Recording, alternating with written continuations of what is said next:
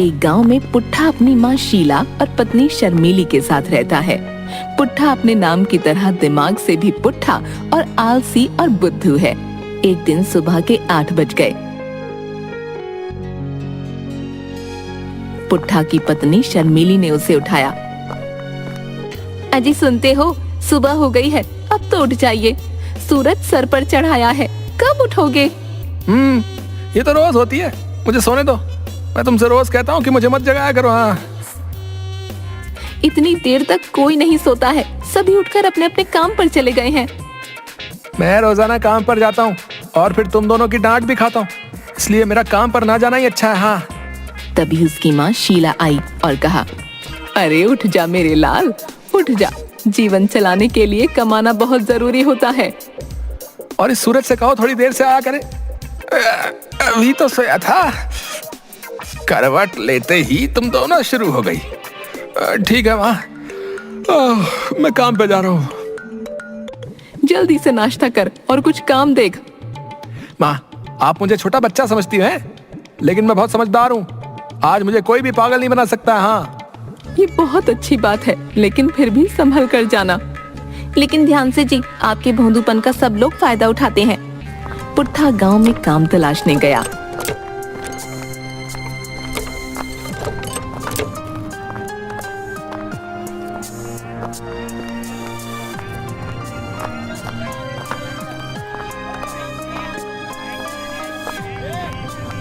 अरे आओ पुट्ठा, कहो क्या हाल है? अरे लाला जी, एकदम चकाचक हूँ। कुछ काम वाम कर लिया करो। क्या बोले जा रहा है पुट्ठा? पूरा पागल हो गया है क्या? यहाँ दुकान पर क्या झक मार रहा हूँ? काम ही पर हूँ। अरे लाला, थोड़ी सी जुबान फिसल गई है। मैं आपके पास काम की तलाश में आया हूँ। मेरे लायक कोई काम हो तो बता दीजिए। सारा गांव जानता है तुम एक नंबर के भोंदू हो। भोंदू, मैं तुमको काम दे दूंगा, लेकिन तुम नुकसान करके आ जाओगे। भोंदू होता तो इतनी सुबह काम की तलाश करता क्या? अब मैं समझदार हो गया हूँ और अब कोई नुकसान नहीं करूंगा। हाँ, ये बात तो सही कही। दुकान में रखी रखी ये रजाइयां सड़ जाएंगी। इस बुद्धू से ये काम ही करवा लेता हूँ। लगता है मोटा काबू में आ गया। शर्मीली और माँ बिना बात के रोज ताने मारती है। देखो मैंने कैसे अपनी बुद्धि चलाई। ये बहुत अच्छी बात है। ठीक है, मैं तुम्हें 2 रजाई देता हूँ, तुम इनको बेच कर आओ। और हाँ, ध्यान रहे कि 1000 रुपए के बेचने हैं, इससे कम में मत बेचना। और दोनों रजाई बेचने के बाद तुम मुझे 2000 रुपए ला कर दोगे, फिर मैं तुमको आज की दिहाड़ी दे दूंगा। अरे वाह, आप बिल्कुल फिक्र मत करिए, मैं पूरे 1000 रुपए में बेचूंगा। पुट्ठा दोनों रजाइयां उठाकर गांव में चला गया। रजाई ले लो, रजाई। बहुत अच्छी अच्छी रजाई। ये ठंड से बचाए, गर्मी बढ़ाए। और नरम नरम रजाई।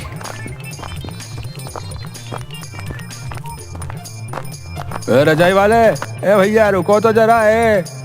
एक रजाई कितने की है भैया? पहले आप रजाई देख लीजिए, एकदम नरम रजाई है और दाम भी बढ़िया। हाँ हाँ भाई, दिखाओ दिखाओ। ये देखिए, ये बहुत अच्छी रजाई है। आप इसे लेकर चाहे रेगिस्तान में चले जाओ, बिल्कुल ठंड नहीं लगेगी, बता रहे। भरी गर्मियों में आपको इस रजाई की जरूरत पड़ेगी। हाँ, रेगिस्तान में? शायद ये आदमी एक नंबर का बुद्धू है। इसका अभी पपलू बनाता हूँ, तभी ऐसी बहकी बहकी बातें कर रहा है। अच्छा भाई, ये इतनी अच्छी रजाई है क्या? हाँ हाँ भैया, मालिक ने बस मुझसे 2000 रुपए लेकर ही वापस आने को कहा है। हाँ, फिर तो मुझे दोनों रजाई दे दो, लेकिन मैं तुमको 1500 रुपए ही दूंगा। नहीं नहीं भैया, ऐसा कैसे? अरे क्या हुआ, इससे ज्यादा की नहीं है, मैं इतने में ही खरीद सकता हूँ। नहीं नहीं, मालिक ने बोला था कि 1000 में ही बेचनी है, इसलिए मैं 1000 में ही दूंगा। क्या? लगता है बात बन गई। तुम मुझे दोनों रजाई 1000 रुपए में दोगे? हाँ भैया, इससे कम में नहीं दूंगा। ठीक है, ये 1000 रुपए लो और मुझे दोनों रजाई दे दो। आदमी रजाई खरीद कर चला गया। अब मजा आ गया है। पहला ग्राहक मिला और पहले को ही मैंने मुनाफे में रजाई बेच दी। मालिक ने बोला था कि 1000 रुपए में रजाई बेचनी है और 2000 रुपए लेकर आने हैं, लेकिन ये क्या, मेरे पास सिर्फ 1000 रुपए बचे हैं। मैं अब मालिक को 2000 रुपए कहाँ से ला कर दूंगा? मेरा फिर से बुद्धू बना दिया। नहीं नहीं, शायद मालिक मेरा दिमाग देखना चाहते हैं, इसलिए ऐसा कहा होगा। अब मैं 1000 रुपए के 2000 रुपए बनाकर लेकर जाऊंगा।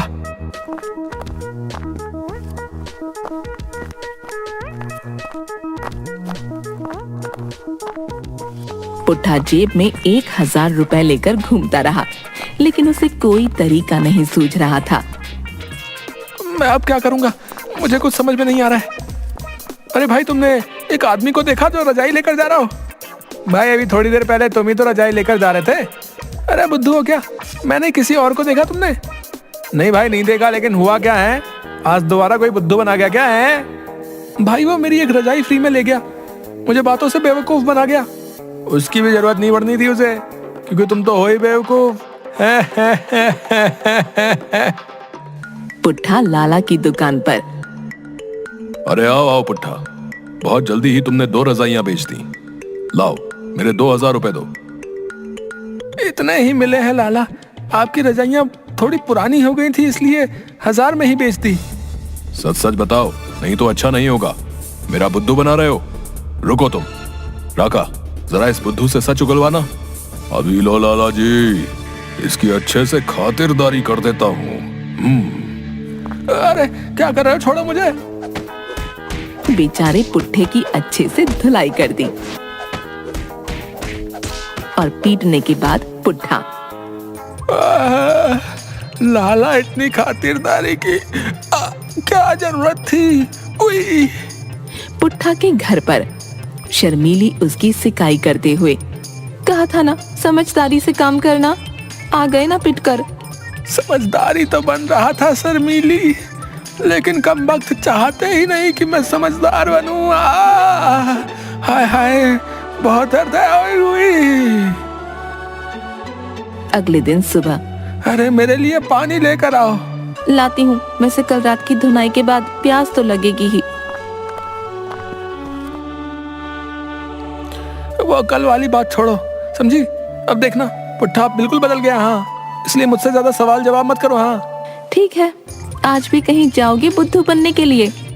अब पुट्ठा को बुद्धू बनाना नामुमकिन नहीं, बल्कि मुमकिन है। शायद आप कुछ उल्टा बोल गए हो। बुद्धू की समझदारी किसी से देखी नहीं जा रही है। ओह, समझ गई। आज ध्यान से ये काम करके आना। ये कुछ रुपए डाक खाने में जमा करवा देना और ये 100 रुपए का राशन लेते आना, समझे? ठीक है माँ, मुझे आशीर्वाद दो। हाँ, दे दो, ताकि आज फिर इनका कोई बुद्धू बनाकर भेज दे। पुट्ठा गांव के बाहर से जाता हुआ, तभी उसे एक पुराना दोस्त सुकड़ा मिल गया। अरे भाई, कैसे हो तुम? इतने दिनों बाद दिखे हो हैं? अरे सुकड़े, तू कब आया शहर से? है बड़ा टेंच लग रहा है भाई। टेंच है, काला चश्मा, लाल कमीज, कहीं हीरो तो नहीं बन गया भाई तू बता दे भैया, पहले से सुधरा या वही हाल है अभी भी है? भाई अब तुझसे क्या छुपाऊं यार, जो भी काम करता हूँ सब बेवकूफ बना जाते हैं। ससुरा पूरे गांव में बुद्धू बुलाने लगे हैं यार। अभी डाकघर जा रहा था, माँ ने कुछ पैसे जमा करवाने को दिए, लेकिन अब मैं सुधर गया हूँ। अब कोई मुझे बुद्धू नहीं बना सकता। हाँ, यही तो सुनना चाह रहा था। सुकड़ा का तो काम ही यही है, दूसरों को बुद्धू बनाने का। और आज तो बुद्धू अपने आप चल कर आ गया। अरे आज से तुम्हारा मजाक कोई नहीं बना पाएगा, है? तुम्हारा दोस्त जो वापस आ गया भैया, मेरे पास तुम्हारे लिए कुछ खास है। आज इसको लूट लेता हूँ, अच्छा मौका है। क्या हुआ भैया, आपके पास मेरे लिए कुछ खास है क्या? है क्या है वो, बताओ बताओ। मैं तुमको एक ऐसा बीज दे सकता हूँ जिनको बोने के बाद सोना निकलेगा भैया। हाँ, क्या सच में? और नहीं तो क्या, मैं झूठ बोल रहा हूँ? अगर तुम सोने के बीज नहीं खरीदना चाहते हो तो कोई बात नहीं, मैं किसी और को बेच दूंगा। नहीं, सोने के बीज मुझे दे दो, मैं तुमको सारे रुपए देता हूँ। ठीक है, ये 1 किलो सोने के बीज हैं, अपने खेत में जाकर बो दो, सोने के पेड़ बाहर निकल आएंगे। लेकिन तुम इनका ध्यान भी रखना और समय पर पानी भी लगाना पड़ेगा भैया। मुझे ये बीज गेहूं के क्यों लग रहे हैं भैया? अरे मैंने ये जानबूझकर गेहूं के रंग के बना दिए हैं। तुम खुद सोचो कि अगर सबको पता होगा कि ये सोने के बीज हैं तो सब खरीदना चाहेंगे कि नहीं, इसलिए मैं ये छुपा कर रखना चाहता हूँ। ठीक है? धन्यवाद भैया, ये आपने मुझे दे दिए। अब मैं घर जा रहा हूँ, मैं कल इनको बो दूंगा। है और घर की तरफ आते हुए पुट्ठा, अब देखना माँ और शर्मीली, सबको मेरी बुद्धिमानी पर नाज होगा। हाँ, और वो भी क्यों ना, पुट्ठा तुमने काम ही इतनी होशियारी का किया है, अपने दोस्त सुकड़ा को बातों में फंसाकर उससे सोने के बीज ले लिए। अरे पुट्ठा वाह, बेटा इतनी देर में आया है। माँ आज खुशी का दिन है, आज मैंने बहुत बड़ा काम किया है। ऐसा क्या किया है? मुझे सोने के बीज मिले, मैं कल सुबह खेत में सोने के बीज बो दूंगा और फिर हम बहुत जल्दी अमीर हो जाएंगे। हाँ। लगता है आज सच में पागल हो गया है। बहू, अरे ओ बहू, कहाँ गई? इसको पानी पिलाओ। हाँ माँ। इससे अच्छा सुबह घर से बाहर काम पर नहीं भेजते तो ज्यादा अच्छा रहता, लेकिन अब पागलपन का इलाज करना पड़ेगा। हमारे पास इतने पैसे भी नहीं हैं। अब हमें पैसों की जरूरत नहीं है, क्योंकि अब तो हमारे खेत में सोना हो गया, सोना। तुम सब मुझे बुद्धू समझते थे ना, देखा मैंने अपनी अकल लगाकर कैसे सोने के बीज हासिल कर लिए हैं।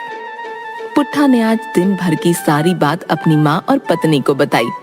अच्छा, मुझे अब समझ आया। रुकिए माँ जी, हम भी इसमें कुछ कर सकते हैं। क्या? शर्मीली ने अपनी सास शीला के कान में कुछ कहा। तुम दोनों क्या खुसर पुसर कर रही हो बे? कुछ नहीं बेटा, मैं कह रही थी मेरे पास और भी सोने के बीज हैं। क्या माँ, सच में? हाँ, मैंने छुपा कर रखे थे। अब कल मिलकर सोने के बीज खेतों में बो देंगे और जिसके बाद हमारी धरती भी सोना उगलेगी। माँ, मैं बहुत खुश हूँ, अब जल्दी से सुबह हो जाए बस।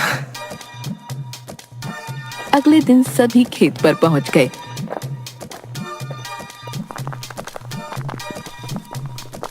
और पूरे खेत में गेहूं बो दिए, लेकिन पुट्ठा उसे सोना समझ रहा था, इसलिए उसकी खुशी का कोई ठिकाना नहीं था। अब सोने के बीज बो दिए हैं, लेकिन तुम ये बात किसी को मत बताना। हाँ माँ, मैं किसी को नहीं कहूँगा। हमें खेत की सिंचाई, नराई करनी होगी और पशुओं से देखभाल भी करनी होगी। माँ, आप बेफिक्र रहो, मैं अब सारा काम खुद देख लूंगा। पुट्ठा खेत में मेहनत करने लगा। शर्मीली खेत में ही पुट्ठा को खाना देकर आती। पुट्ठा ने अब सबसे बातें करनी बंद कर दी थी, इसलिए कोई भी उसका फायदा नहीं उठा पा रहा था।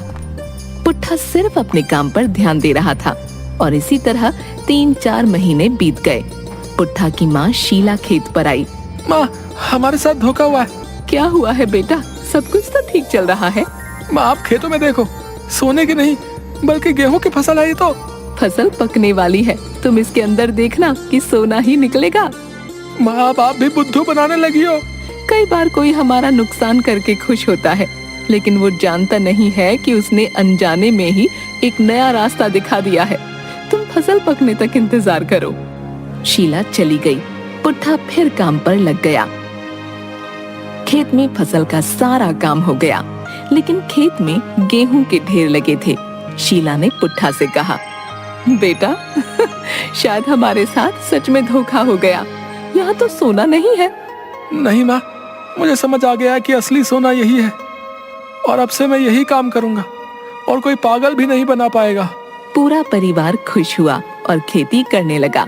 सभी खुशी खुशी रहने लगे।